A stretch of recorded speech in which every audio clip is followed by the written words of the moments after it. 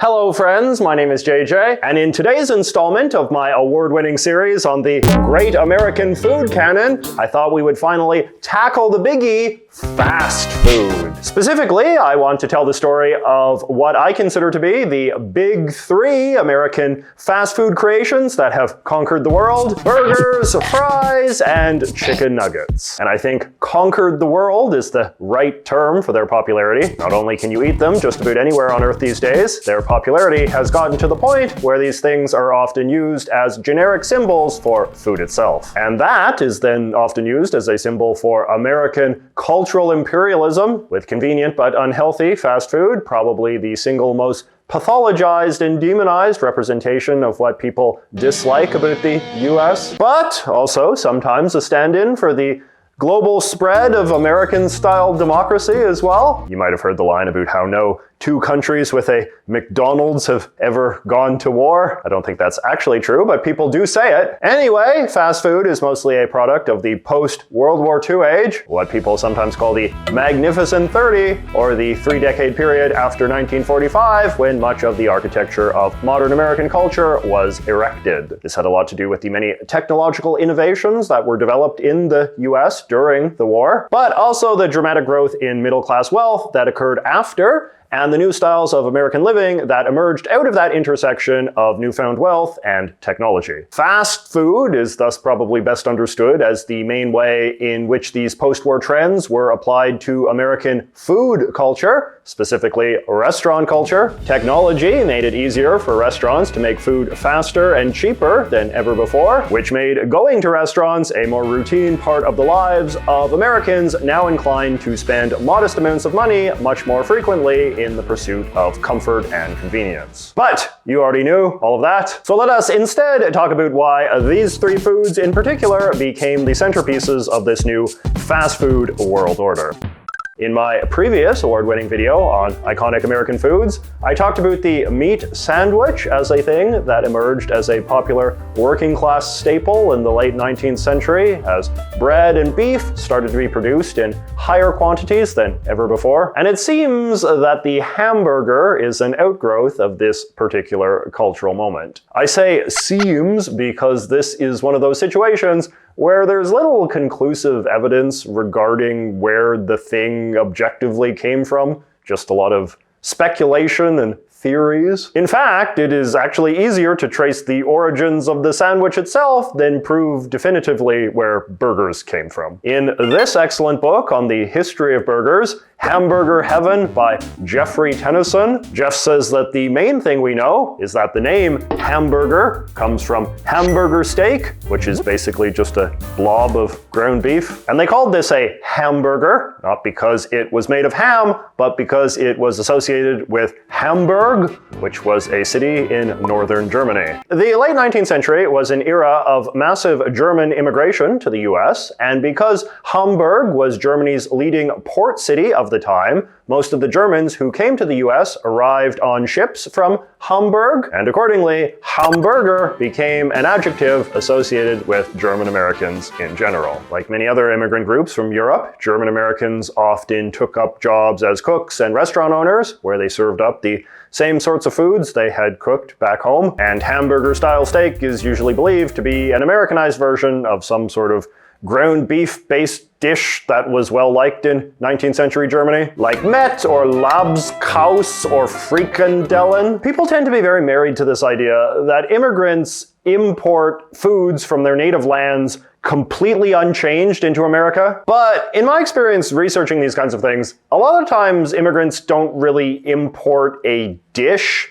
as much as they just cook whatever ingredients they have access to in America in a style vaguely similar to how they did things back home. This whole idea of dishes having these very precise and specific and universally agreed upon definitions isn't really how people thought about food in the 19th century, which is the whole reason things with vague names like hamburger-style steak even existed in the first place. Anyway, the rise of hamburger steaks overlapped with the rise of sandwich culture, so it was perhaps inevitable that someone would inevitably make a hamburger steak sandwich at some point. The idea was so obvious, in fact, that the book says there are at least a half dozen cities, restaurants, and families in America that all claim to have birthed our modern-day hamburger-style sandwich sometime around the dawn of the last century. But JJ, I'm sure you are thinking, we eat sandwiches on bread and burgers are on buns, so what's the deal with that? Well, for starters, that is not strictly true. I'm sure you can think of lots of sandwiches that you've eaten on buns over the years, including ones made on that other fine German import, the Kaiser roll. But the book gives credit to a guy called J. Walter Anderson for being the founding father of mainstreaming the idea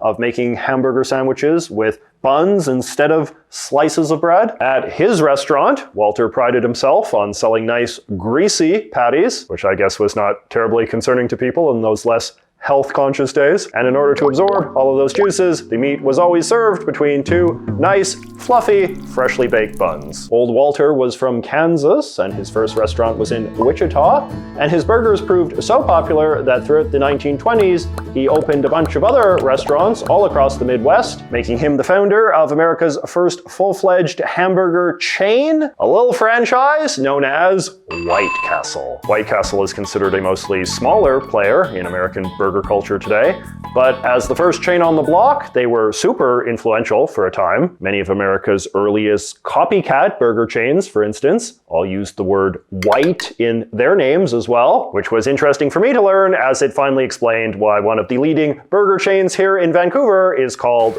White Spot. But more importantly, as White Castle style hamburger sandwiches with the fluffy buns became the most famous kind in America, the many other hamburger chains that popped up everywhere across the country after World War II all copied this style that was by then a proven hit with customers. Now, early fast food hamburgers were pretty unimpressive by today's standards. They were small and didn't have any toppings beyond like onions and mustard and pickles, and often looked pretty bland and unappetizing in these ads. Cheese started to become popular around the 1930s, with people starting to use the phrase cheeseburger for the first time. And this marked an important symbolic moment in the evolution of the food, since it represented the culture starting to conceptualize a burger as a distinct food rather than simply a delivery system for a hamburger-style steak. Additional toppings became common in the 60s and 70s as the fast food industry became more competitive and companies tried to make their burgers stand out from the crowd. The A&W Corporation claims credit for serving the first bacon burger in 1963, and in time, other places would start adding stuff like fresh tomatoes and lettuce and barbecue sauce and mushrooms and fried eggs and all the rest of it. And once you add enough toppings, burgers start to seem more like a proper dinner and then find their way into higher-end sit-down restaurants rather than just diners, drive-ins, and dives. Now, another one of the great burger innovations was, of course, chicken burgers, which started to be a thing in the 1970s. Though here in the 21st century, chicken is by far the most popular meat in America, eaten about as much as beef and pork combined. This is a relatively recent development. Chicken used to be regarded as a somewhat fancy or unusual meat, similar to how we regard most other bird meats today. And it wasn't until the late 70s that it started to slowly dominate American meat consumption. And why was this? Well, a lot of it was as much an anti-beef thing as it was a pro-chicken thing. The late 70s saw the rise of a lot of new thinking when it came to the intersection of diet and health, encouraged by some of the leading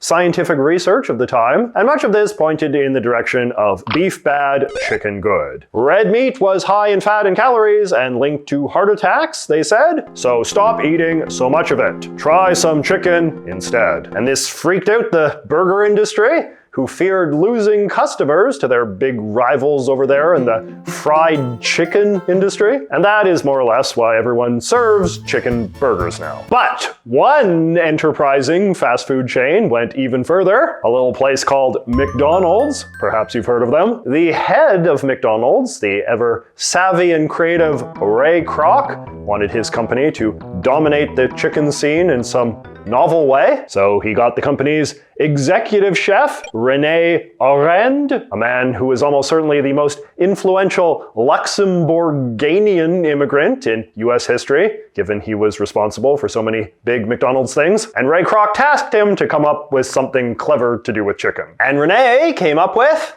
chicken nuggets, based on onion nuggets, which were apparently a popular fast food thing at the time. And can you guess the year that these chicken nuggets were officially added to the McDonald's menu? 1983. 1 year before I was born. That's pretty shockingly recent, eh? Apparently, it's because breading and frying pieces of meat this small is quite hard to do at a large scale. So McDonald's had to spend several years developing a whole new industrial process from scratch to mass produce these things. But developed it was, and as someone who grew up in the 1980s, it is quite remarkable to reflect on just how swiftly this product conquered the American foodscape, not just in terms of all of the knockoff McNuggets that soon appeared at all of the other fast food chains, but also via the frozen generic chicken nuggets and strips and tenders that quickly became a ubiquitous sight in supermarket freezers across the continent. These days, of course, chicken nuggets have become such a familiar symbol of low-effort, middle-class cooking that they've become this whole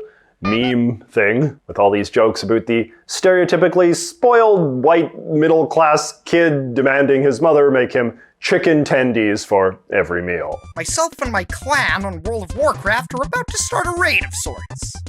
Seeing how you're up and all, I was thinking mayhaps you could rustle me up some of your famous tendies. The other big innovation that Chef René brought to the world was his idea of a stable but varied set of dipping sauces for the nuggets. I had always assumed that there had been a bit of trial and error market research with this, but not really. From day one, he just decreed that there shall be 4 dipping sauces: barbecue, sweet and sour, hot mustard, and honey. And these all represented sauces that had become pretty familiar to Americans by the 1980s, with barbecue based on the tangy tomato sauce that had become a staple of US barbecue culture, while sweet and sour was based on a type of apricot sauce often used in American Chinese restaurants. Hot mustard, however, was eventually displaced by honey mustard, I guess reflecting the American love of honey. I actually didn't realize that raw honey itself remains a dipping sauce you can get at McDonald's. Do you know anybody that puts plain honey on their nugs? Alrighty, and lastly, let us talk about fries. If nuggets have one clear inventor and hamburgers can claim multiple inventors, fries exist in a third category of something closer to a true folk food that evolved gradually and without much deliberate planning. Potatoes are native to South America and are one of the many New World foods that the early Spanish explorers brought back to Europe. The various European countries then integrated potatoes into their national cuisines in various ways, including by frying them in animal fat. Fried potato strips, in particular, the precursor to modern fries, seem to have been around in Europe since at least the 18th century. The question of what country had them first is this whole ambiguous debate, however. Over here, we of course call them French fries, which implies that the French were responsible. The Belgians, however, who have a very big fry-eating culture, are very salty about this. And they have this whole lore about how they invented modern fries, and the only reason we call them French fries is because some dumb Americans couldn't tell the difference between French-speaking Belgians and actual French people. But in reading some books on the history of potatoes, the potato historians seem to agree that there's plenty of evidence to suggest that the French have been eating fried potato strips just as long as the Belgians, and it wouldn't have been irrational for Americans to associate the food with France. One book that I read, however, said that for a time, fries were also associated with our old pals, the Germans, as well, who are also a pretty big fry-eating people. But calling them German fries fell out of fashion in America during the big anti-German panic that swept the country during World War I. But anyway, European-style fried potatoes came to America sometime in the 19th century, but were initially considered a somewhat fancy restaurant food, mostly because fries are quite complicated to make by hand and are thus not really an everyday meal sort of thing. That all changed after World War II, however, when factories able to produce millions of pre-cut French fries started to be built, industrial freezing was developed, and a newfangled deep frying contraption known as the fryolator was invented and placed in fast food joints across the land. The McDonald's Corporation was founded shortly after World War II, and was the first American fast food company to embrace all of this new technology to make fries the standard side dish to accompany their burgers. This very famous book on the history of McDonald's says that fries are a very underrated part of McDonald's success. As we discussed, fast food burgers were hardly unknown to Americans by the time McDonald's came along, but a place selling burgers and fries was more unique. As they quote Ray Kroc himself as saying, "A competitor could buy the same kind of hamburger we did and we wouldn't have anything extra to show. But the French fries gave us an identity and exclusiveness because you couldn't buy French fries anywhere to compete with ours." Today, most potatoes grown in America are used for French fries,